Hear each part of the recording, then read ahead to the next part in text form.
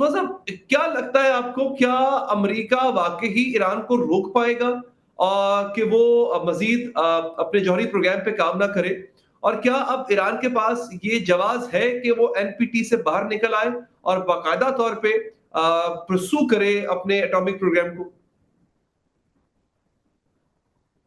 बात का बरमला इजहार किया 2 दिन पहले कि हम किसी सूरत के अंदर अपना न्यूक्लियर जो सिविलियन टेक्नोलॉजी है उसको लेने का और उसको परसू करने के हवाले से अपनी जो स्ट्रेटजी और पॉलिसी है फ्यूचर में वो बिल्कुल नहीं तब्दील करेंगे। मेरे ख्याल में इसराइल यहाँ के ऊपर ईरान को जिस तरीके से इक्वेट कर रहा है लेबनान, शाम और सीरिया के साथ, तो उसको समझने की जरूरत है कि ईरान की जो फ्यूचर पॉलिसी है वो किसी सूरत के अंदर डेविएट नहीं करेगी। अगर उन्हें पिछले 5 दहाइयों से ईरान का जो एक अपना वहाँ का जो स्टेटस है, जो अपरेटस है वहाँ का, और जो पॉलिसी वहाँ के गोल्स हैं, अगर उसको समझता हो मेरे ख्याल में। लेकिन दूसरी तरफ हम देखते हैं कि अमेरिका ने जो अटैक किया है इसके अंदर सिग्निफिकेंस इसकी क्या है। अभी international atomic energy agency claim कर रही है कि रेडिएशन लेवल जो है वो किसी तौर पे वहां पे चेंज नहीं हुआ। तो मेरे ख्याल में it is yet to be ascertained कि क्या वाकई वो उस जगह पे उस तरह का इम्पैक्ट छोड़ सका है। और जो डोनाल्ड ट्रंप बार बार क्लेम कर रहे हैं कि ये वन ऑफ स्ट्राइक थी, इसके बाद उनका ऐसा कोई इरादा नहीं है अगर ईरान यहाँ पे एस्केलेशन की तरफ नहीं जाएगा। तो मेरे ख्याल में सिग्निफिकेंस तो बहुत है, लेकिन ईरान के पास एक ऑप्शन जो है यहाँ पे बड़ी प्लॉजिबल किस्म की है कि वो रिस्पॉन्स के अंदर डिले कर सकता है और किसी लेटर स्टेज के ऊपर जाके अमेरिका को कुछ सरप्राइज अटैक दे। और वो चाहेगा भी यही कि किसी सूरत के अंदर दो फ्रंट यहाँ पे ओपन ना किए जाएं। हम देखते हैं कि हमला करने से लेके अब तक ईरान ने जो इस वक्त स्टेप उठाया वो अपना हुर्मुज़ की बंदिश की बात की है उन्होंने, और जो फ्रेश बैरेज वहां पे इसराइल में फेंका है। तो ईरान कोशिश करेगा कि अमेरिका के साथ डायरेक्ट कॉन्फ्रंटेशन में ना जाए। और दूसरी तरफ नेतन्याहू की हमेशा से ये कोशिश रही है कि वो इस जंग के अंदर अमेरिका को बाकायदा फ्रीक बनाए। हमें ये बात देखना और जानना बड़ा जरूरी है कि अमेरिका में मेगा की जो बेस है, उनकी जो फैन बेस है, वो काफी जो है इस वक्त डिसग्रंटेड है डोनाल्ड ट्रंप की इस मूव के बाद। उन्हें लगता है कि अमेरिका को इस अनजस्टिफाइड वॉर के अंदर अपना रोल प्ले नहीं करना चाहिए। हम देखते हैं टक्कर का भी हमने टेड क्रूज के साथ इंटरव्यू देखा, और अमेरिका के रिपब्लिकन कैंप के अंदर से आवाजें आ रही हैं, इवन जेडी वैंस कन्विंस नहीं है। जो उनकी फोन कॉल की खबर जो है पूरी दुनिया के अंदर अभी आ रही है कि जिस तरीके से बेजालेल स्मोट्रिच और बेन गवीर के साथ फोन कॉल थी, उसमें उन्होंने कहा कि ये पराई जंग है, हमें इसके अंदर जो है वो इतना ज्यादा जो है रोल प्ले नहीं करना चाहिए कि हम इसमें बाकायदा हिस्सेदार बन जाए। तो डोनाल्ड ट्रंप ने उन तीनों को पीछे खड़ा करके यही मैसेज दिया कि रिपब्लिकन कैंप जो है पूरी तरीके से इंटैक्ट है। लेकिन वहां पे जो कवरेज की जा रही है उसके अंदर हम देखते हैं इसराइल के हवाले से वो राय रिपब्लिकन और दाएं बाजू के हलकों में नहीं पाई जाती जो 2003 में इराक अटैक के हवाले से थी। तो वहां पे एक तकसीम नजर आती है। और दूसरा, लीगैलिटी ऑफ ऑपरेशन के हवाले से भी हमने देखा कि चक शुमर जो है वो बात कर रहे हैं कि इम्पीचमेंट के हवाले से हम रेजोल्यूशन टेबल करेंगे। बर्नी सैंडर भी यही कह रहे हैं। तो डोनाल्ड ट्रंप जो बिलीव करते हैं कि वॉर एक ट्रैप है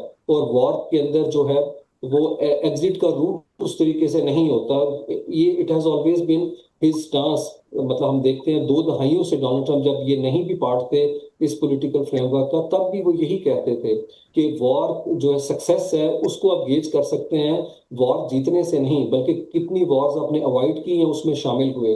तो मेरे ख्याल में डोनाल्ड ट्रंप ने इस वक्त जो मूव की है उसकी significance, no doubt America claim कर रहा है कि बहुत ज्यादा है, हमने वाइप आउट कर दिया है, लेकिन ऑन ग्राउंड जो है आईए की रिपोर्ट बताती है उस तरीके का सिग्निफिकेंट ब्लो नहीं। और तेहरान भी उसे प्ले डाउन इसीलिए कर रहा है अगर क्योंकि ये वो नहीं चाहते मेरे तस्वीर ख्याल नहीं में है तो डायरेक्ट इसका कन्फ्रंटेशन। मतलब है कि नहीं ईरान तो को जितना टाइम शायद, अभी तक गुजर चुका हुआ है, उनके लिए पता है कतर और में अल हदीद बेस है कहाँ पे। अब बारी होगी ईरान की टू मेक इट्स मूव। बिल्कुल सही।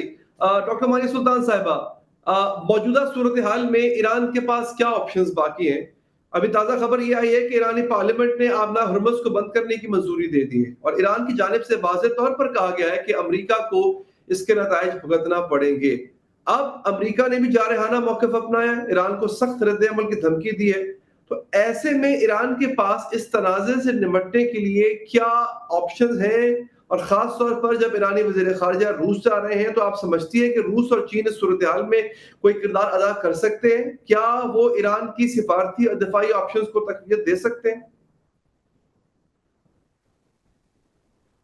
देखिए जी, इस वक्त सबसे बड़ा मसला ईरान का ये है कि ईरान बैनुल-अक़वामी सतह पे बावजूद इसके कि उनकी खारजा पॉलिसी को अवलीन समझा जाता था, वो एक नतीजा खेज़ कामयाबी की तरफ अभी वाज़ेह तौर पे नहीं उभर रहा।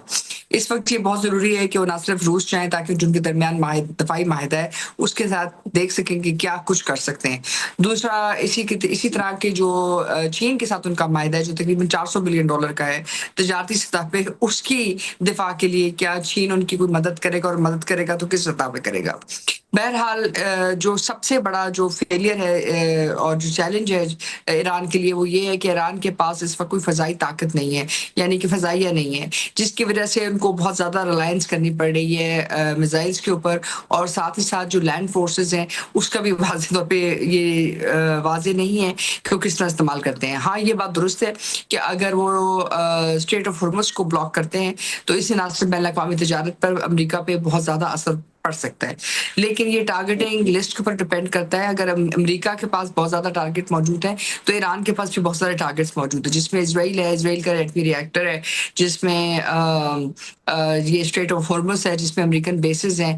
इसके अलावा भी और भी कोई गैर रवायती चीज़ हो सकती है। लेकिन जितना ख़तरा उनको ईरान के जवाबी हमले से है, उसका अंदाज़ा इस बात से लगाया जा सकता है कि बरतानिया के जो मिनिस्टर हैं, उन्होंने ये कहा है कि प्राइम मिनिस्टर ने ये कहा है कि अगर अमेरिका पे हमला किया गया तो नेटो पे हमला किया जाएगा। यानी कि तकरीबन 45-48 ममालिक जो नेटो के हैं, वो मिलकर ईरान का खांका करने की कोशिश कर रहे हैं। तो एक लिहाज से ये पूरे वेस्टर्न अलायंस का एक मुश्तरका हमला होगा ईरान के ऊपर, अगर जंग आगे जाती है। अब ऐसी सूरत हाल में ज़ाहिर है एक चैलेंज होगा नेटो के लिए भी कि आर्टिकल 5 को इस्तेमाल करते हैं या नहीं, क्योंकि या तो यूरोप उनकी तरफ जाएगा या यूरोप जो है इस जंग से बाहर निकल जाएगा।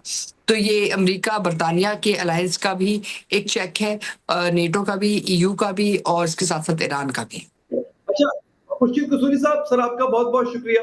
सर, मौजूदा इलाकाई आलमी सूरत-ए-हाल को देखते हुए क्या आप समझते हैं कि पाकिस्तान की सिफारती पोज़ीशनिंग दुरुस्त है? एक के साथ हमारे ताल्लुकात मुसलसल कशीदगी का शिकार, दूसरी जानिब ईरान में जंग छिड़ चुकी है, जहाँ कभी हम यानी कि कह लें कि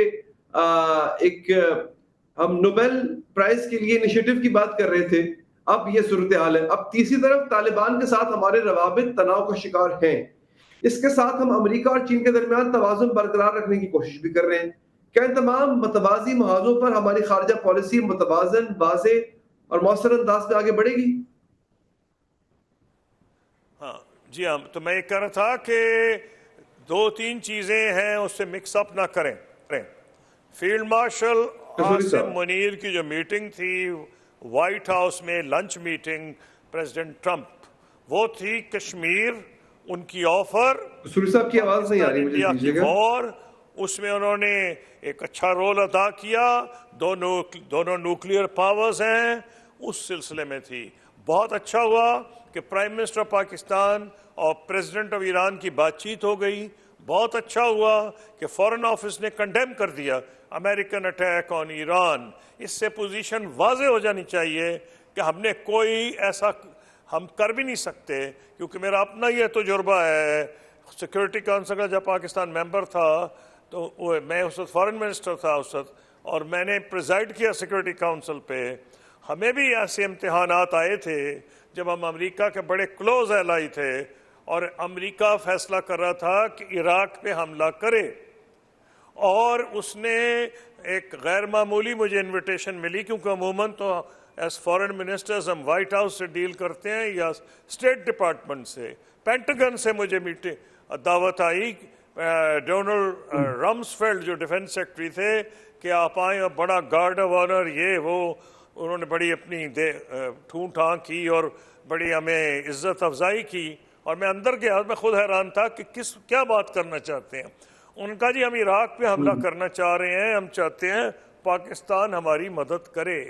मैंने कहा ये मैं आपको बगैर पूछे किसी बता दूं, ये मुमकिन ही नहीं है, हमारी पब्लिक ओपिनियन ही नहीं बर्दाश्त करेगी, ये हम नहीं करेंगे। फिर सिक्योरिटी काउंसिल में रिकॉर्ड गवाह है कि पाकिस्तान ने डट के मुखालफत की, हालांकि उनके मेजर नॉन नेटो एलाई थे उस वक्त, और जर्मनी और फ्रांस के साथ मिलकर हमने मुखालफत की।